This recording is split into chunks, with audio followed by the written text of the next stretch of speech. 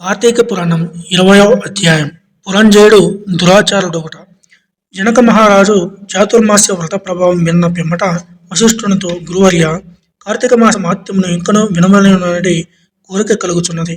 ఈ వ్రత మహాత్మ్యమునందుకను విశేషములు కలవా అను సంశయం కూడా కలుగుచున్నది. ఈ నా సంశయ నివారణ కొరకు మరిన్ని ఉదాహరణలు వినిపించి నన్ను కృతార్థునిగా చేయుడనెను. ఆ మాటలకు వశిష్ఠుల వారు మందహాసంతో, ఓ రాజా, కార్తీక మాస మహాత్మ్యం గురించి అగస్త్య మహామునికి అత్రిమునికి జరిగిన ప్రసంగం మొదటి కలదు. దాన్ని వివరించేదను, ఆలోకించమని ఆ కథా విధానముని ఇట్లు వివరించాలి. పూర్వం ఒకప్పుడు అగస్త్య మహర్షి అత్రి మహర్షిని గాంచి, ఓ అత్రి మహాముని, నీవు విష్ణువంశీయందు పుట్టినావు. కార్తీక మాస మహత్యమును నీకు ఆమూలగ్రమున తెలియను కావున దాన్ని నాకు వివరింపమని కోరను. అంత అత్రి మహాముని, కుంభ సంభవ, నీవు అడిగిన ప్రశ్న వాసుదేవునికి ప్రీతికరమగుటచే ఉత్తమమైనది. కార్తీక మాసంతో సమానముగు మాసము, వేదంతో సమానముగు శాస్త్రము, ఆరోగ్య సంపదకు సాటి సంపద లేదు. అటులనే శ్రీమన్నారాయణుని కంటే వేరు దేవుడు లేడు. ఏ మానవుడైనను కార్తీక మాసమున నదిలో స్నానము చేసినను, శివకేశవుల ఆలయమునందు దీపారాధన చేసినను, లేక దీపదానం చేసిన కలుగు ఫలితం అపారం. ఇందుకు ఒక ఇతిహాసం కలదు. త్రేతాయుగమున పురంజయుడు సూర్యవంశపు రాజు అయోధ్య నగరమును రాజధానిగా చేసుకుని రాజ్యమేలుచుండెను. అతడు సమస్త శాస్త్రములు చదివి పట్టాభిషిక్తుడై న్యాయముగా రాజ్యపాలన చేసెను.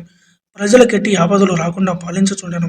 అట్లుండా కొంతకాలమునకు పురంజయుడు అమిత ధనాశ చేతను, రాజ్యాధికారి గర్వము చేతను జ్ఞానహీనుడై, దుష్టబుద్ధి గలవాడై, దయాదాక్షిణ్యము లేక దేవబ్రాహ్మణ మాన్యములు లాగుకొని పరమలోభి అయి చోరులను చేరదీసి వారిచే దొంగతనములు దోపిడీలు చేయించుచు, దొంగలు కొల్లగొట్టుకుని వచ్చిన ధనములో సగభాగం వాట తీసుకొనుచు ప్రజలను బీతావహులు చేయుచుండను.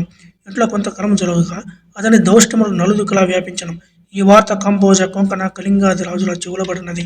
వారు తమలో తాము ఆలోచించుకుని కాంబోజ రాజు నాయకునిగా చేసుకుని రథ గజ త్వరగ పదాతి సైన్య బలాన్వితులై రహస్య మార్గం వెంట వచ్చి అయోధ్య నగరమును ముట్టడించి నలువైపులా శిబిరమును నిర్మించి నగరమును దిగ్బంధము చేసి యుద్ధమునకు సిద్ధపడరి.